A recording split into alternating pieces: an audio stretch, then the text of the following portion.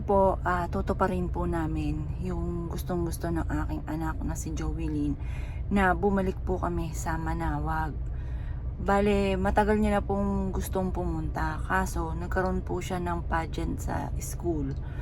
Yun nga po, tapos kaya hindi po natuloy. Parang natapos ang pageant, tapos parang plano namin, Sunday po, isimba kami. Wednesday po, dinala na po siya sa ospital. Tapos yun po, kaya hindi po kami nakapunta. Ngayon po, pupunta po kami. Parang tutuparin lang po namin yung gusto po ng aking anak na si Jovelyn. Kasi makamanawag po ako. Ang aking anak, makamami po yan. Kapag po ano yung gusto ko, yun din po ang ano po niya. Kaya manawag din po siya. Ayan. Medyo nag-CR po sila. Waiting po ako dito. Ako naman nasusunod. CR na po ako. Alam ko pa, makaka-move on din po ako. Malilipas din po ito. Alam ko, ang aking anak ay nasa piling na ng mga anghel at ni Papa Jesus. Alam ko pa, magiging okay din po ang lahat.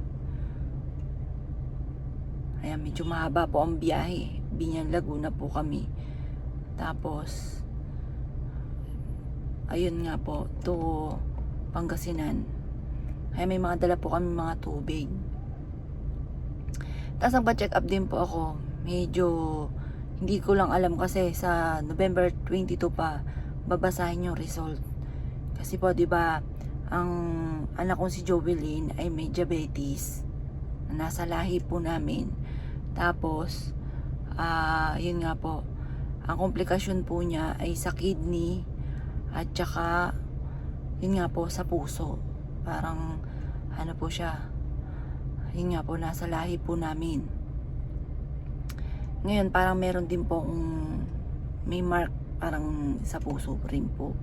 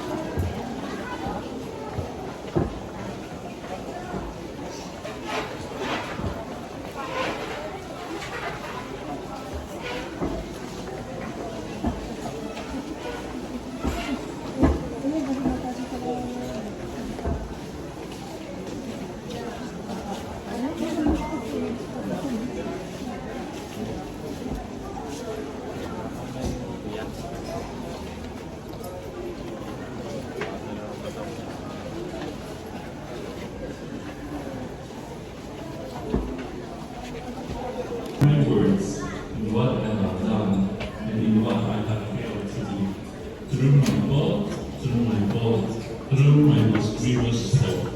Therefore I ask Blessed Mary, ever Virgin, all the angels and the saints, and you, my brothers and sisters, to pray for me to the Lord our God.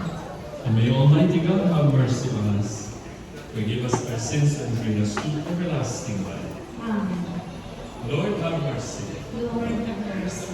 Christ have mercy. Christ have mercy. Lord have mercy. Lord have mercy. Let us. Saan nga pala yung daddy? Doon.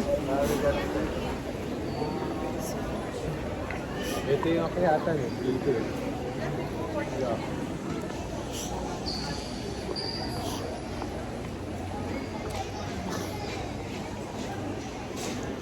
Dito ata yun. Ay, daddy, dito. Ito.